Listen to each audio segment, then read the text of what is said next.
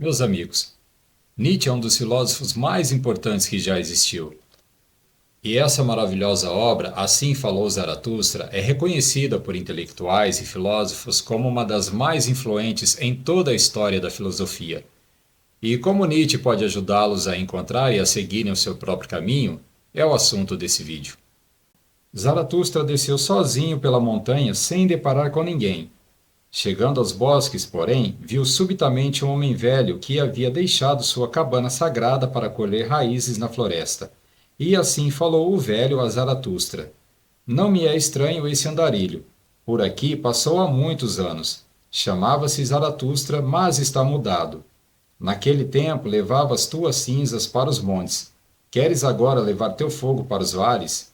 Não temes o castigo para o incendiário? Sim, reconheço Zaratustra. Puro é seu olhar, e sua boca não esconde nenhum nojo. Não caminha ele como um dançarino? Mudado está Zaratustra. Tornou-se uma criança. Um desperto é Zaratustra. Que queres agora entre os que dormem? Vivias na solidão como no mar, e o mar te carregava. Ai de ti! Queres então subir à terra? Ai de ti! Queres novamente arrastar tu mesmo o teu corpo? Respondeu Zaratustra: Trago aos homens uma dádiva. Zaratustra tinha ido para as montanhas em busca de solitude. Pois mesmo na multidão, você pode se sentir solitário, mas nunca estará sozinho. Já a solidão é uma espécie de sede pelos outros. Nós nunca somos suficientes para nós mesmos. Por isso buscamos relacionamentos. Nós sentimos falta do outro. Estamos simplesmente vazios.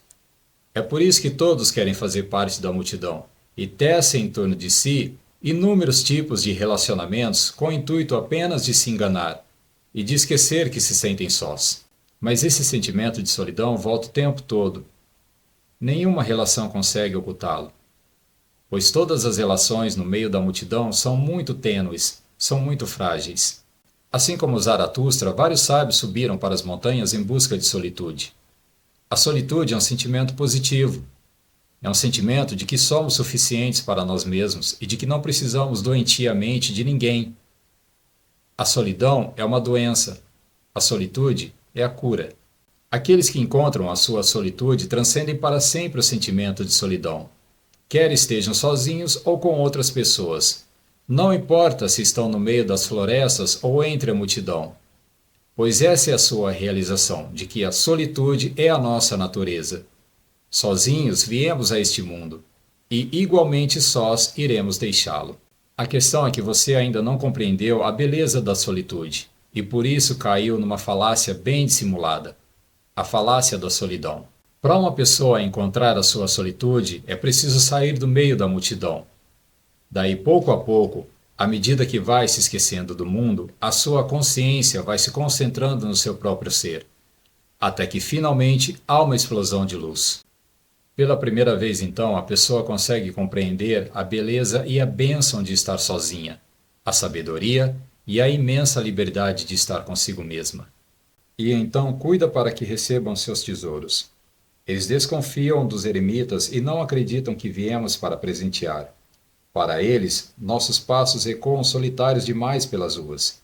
E quando deitados à noite em suas camas, ouvem um homem a caminhar bem antes do nascer do sol, e perguntam a si mesmos: Aonde vai esse ladrão?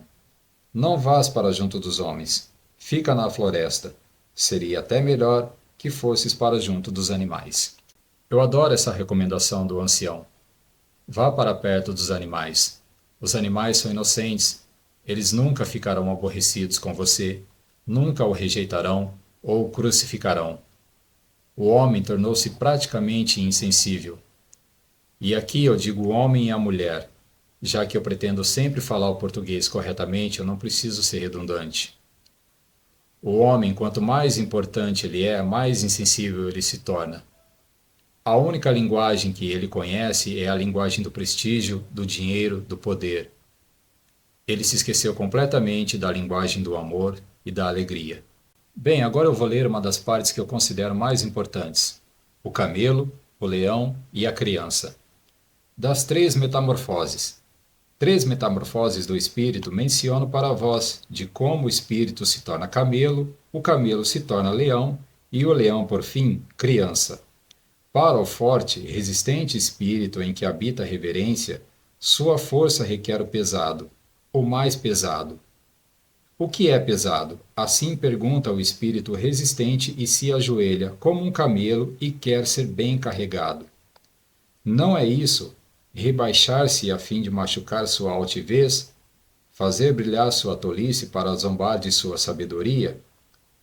Todas essas coisas, mais que pesadas, o espírito resistente ruma sobre si, semelhante ao camelo que ruma carregado para o deserto.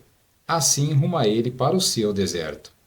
Mas no mais solitário deserto acontece a segunda metamorfose. O espírito se torna leão, quer capturar a sua liberdade e ser senhor em seu próprio deserto. Tu deves. Chama-se o grande dragão, mas o espírito do leão diz: eu quero.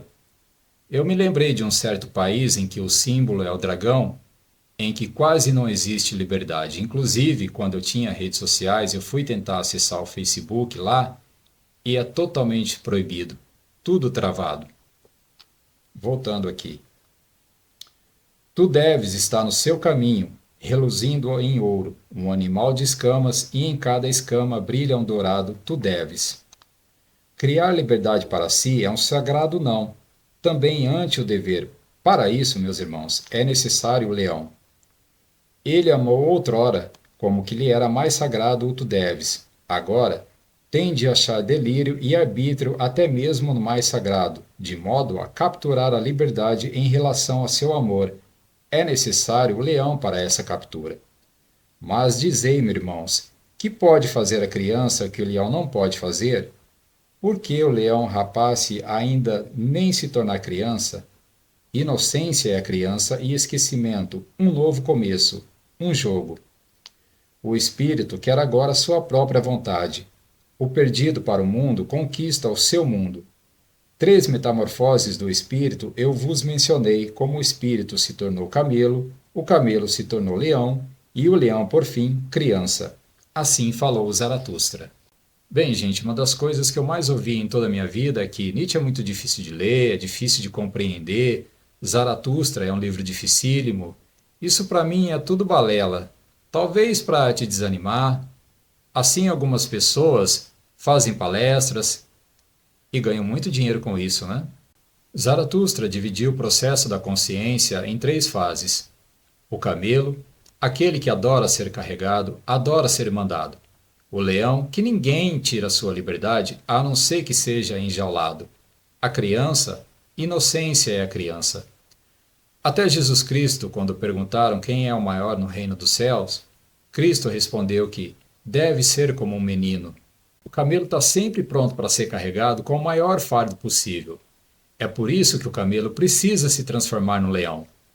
O leão está sempre pronto para morrer, mas nunca para ser escravizado. O leão jamais poderá ser transformado num animal de carga. O leão tem uma dignidade que nenhum outro animal pode reivindicar. E porque o que mais estão tentando fazer é destruir a masculinidade do homem. Porque para o homem verdadeiramente forte, assim como o leão, o pesado assume um sentido diferente.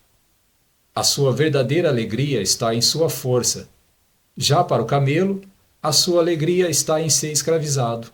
Mesmo para os que estão tateando na escuridão da inconsciência, existem momentos na vida em que acontece algum incidente e de repente um relâmpago desperta as pessoas.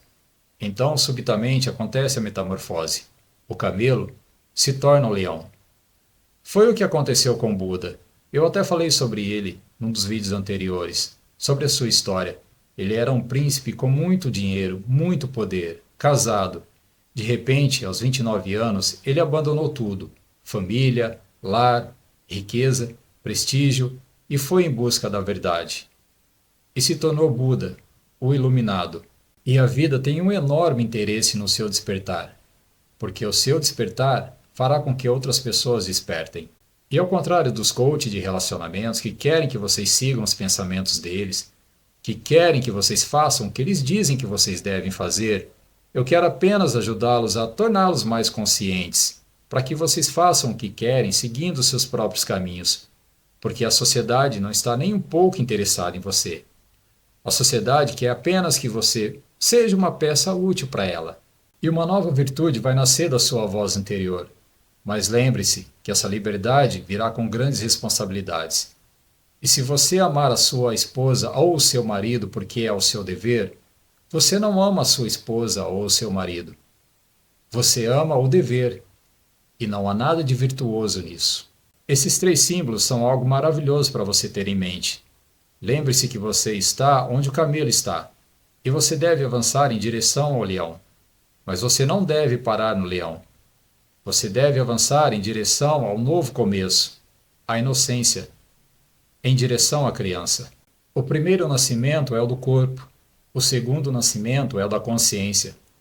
Assim como Jesus Cristo disse que deves nascer de novo para o Espírito, porque nascido da carne é carne, e aquele que nasce para o Espírito é Espírito, o que pode simbolizar a consciência.